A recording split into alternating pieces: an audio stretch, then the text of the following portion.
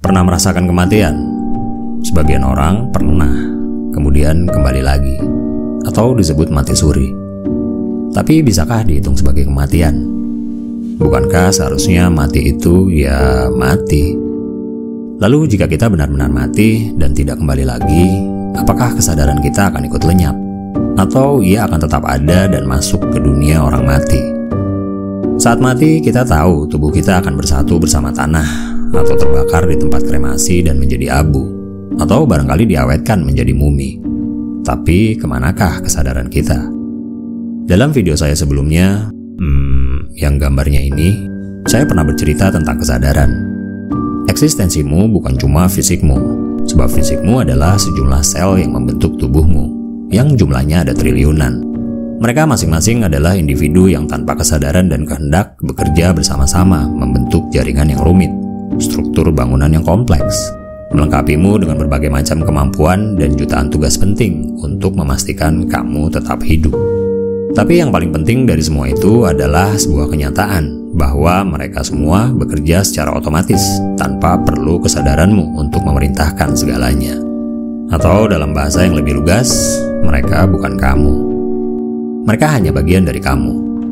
Coba renungkan sejenak, bernafas, berkedip, memproses dan mendistribusikan makanan, tidur dan terbangun, memproses tulisan, mengenali warna, dan jutaan kegiatan kompleks lainnya yang berlangsung secara otomatis tanpa butuh kamu dalam kesadaranmu untuk melakukannya. Bahkan jika kamu mendonorkan salah satu organmu, maka miliaran selmu akan pindah dan hidup dalam tubuh orang lain tanpa menuntut dikembalikan. Mereka bisa hidup tanpa kamu, tapi kamu nggak bisa hidup tanpa mereka. Kalau dipikir-pikir, kamu lebih mirip seperti sesuatu yang numpang pada sebuah platform yang punya miliaran jaringan dengan teknologi super canggih bernama tubuh. Sehingga meninggalkan sebuah pertanyaan, siapa mereka sesungguhnya? Dan sebuah pertanyaan yang bahkan jauh lebih penting, siapa kamu sebenarnya? Apakah tubuh dan kesadaranmu adalah dua entitas yang berbeda? Apakah kesadaranmu adalah sesuatu yang sering orang bilang sebagai roh? Kita sering membicarakan kehidupan, tapi jarang soal kematian. Seringkali satu-satunya momen ketika kamu dipaksa untuk mengingatnya adalah ketika kerabatmu meninggal, atau tetanggamu, mungkin sahabatmu. Padahal kematian punya sifat kepastian melebihi apapun. Waktunya saja yang tak diketahui. Kelak bagi sebagian orang, kamu adalah seorang kakek atau nenek, sebagian lagi ayah atau ibu, dan bagi sebagian lagi seorang anak. Saat pintu kematian diketuk, kamu membukanya, memasukinya, menutup pintunya, menguncinya, dan membuang kuncinya selamanya.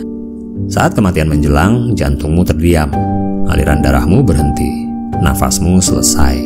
Sampai di sini kita tahu yang terjadi, tapi tidak setelahnya. Misteri di balik pintu itu, sebuah dunia orang mati. Sejauh ini tidak ada satupun bukti ilmiah yang membuktikan adanya kehidupan setelah kematian. Meski beberapa temuan mengungkap beberapa fakta yang tidak biasa, seperti mati suri misalnya. Beberapa orang dari berbagai belahan dunia dengan near-death experience melaporkan bahwa mereka melayang di atas tubuh mereka. Beberapa orang lainnya bertemu dengan kerabatnya yang telah meninggal, atau masuk ke dalam sebuah pusaran cahaya. Dan berbagai cerita yang menurut para ilmuwan lebih bersifat subjektif. Dan sebuah kenyataan bahwa energi dalam tubuh akan terus hidup dalam waktu yang lama setelah kematian. Tapi apakah fakta-fakta itu mengindikasikan adanya kehidupan setelah kematian? Belum tentu. Buku Rahasia Ruh dan Kematian karya Ibnu Qayyim Al-Jauziyah adalah sebuah buku unik yang membahas dunia orang mati dari sisi spiritual. Buku ini mengungkap bagaimana kehidupan setelah kematian secara lengkap, bagaimana orang mati bisa bertemu dan berinteraksi, dan di manakah mereka semua ditempatkan. Buku setebal hampir 600 halaman ini bisa menjawab hampir semua pertanyaanmu soal kematian, setidaknya dari sisi spiritual. Tidak ada hukum fisika, tidak ada rumus matematika, dan bukan pengetahuan ilmiah. Misteri kematian meninggalkan kita pada ranah keyakinan. Tapi pengetahuan tidak harus membatasi dirinya hanya pada sains dan teknologi. Kenyataannya, sejarah adalah serangkaian kegagalan manusia tentang interpretasi dunia dan alam semesta. Bentuk bumi, pusat tata surya, misteri waktu, hingga partikel dan subatomik adalah ranah yang masih ramai diperdebatkan. Apalagi dimensi yang lebih tinggi dari itu. Kita bahkan tidak pernah tahu apakah kita pernah benar dalam arti yang sebenar-benarnya. Dan kita adalah bagian dari sejarah itu sendiri, yang merupakan partikel-partikel sangat kecil yang melekat pada tubuh ketidaktahuan.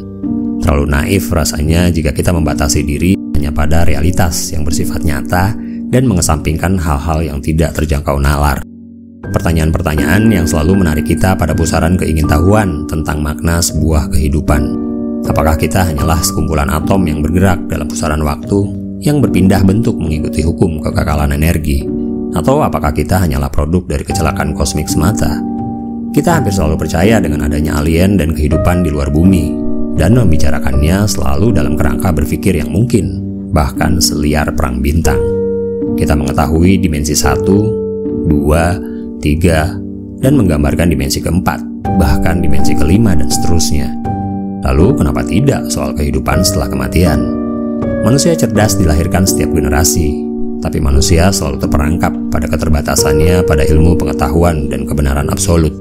Mengutip kata Einstein, ilmu tanpa agama buta, agama tanpa ilmu lumpuh. Dunia orang mati, ada banyak versi tentangnya. Setidaknya saya berusaha bersikap adil. Kalau kamu ada di server lain atau punya versi berbeda soal kematian, feel free buat rekomendasi buku lain dalam komentar atau stitch video ini.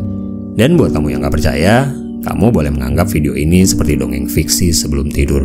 Saya tidak keberatan. Bagi saya, kematian selalu mengingatkan saya pada sebuah perjalanan, dan pengetahuan tentangnya lebih mirip seperti sebuah peta. Dan kehidupan hakikatnya seperti packing, mengisi tas kita dengan perbekalan. Kita tahu kita semua akan pergi.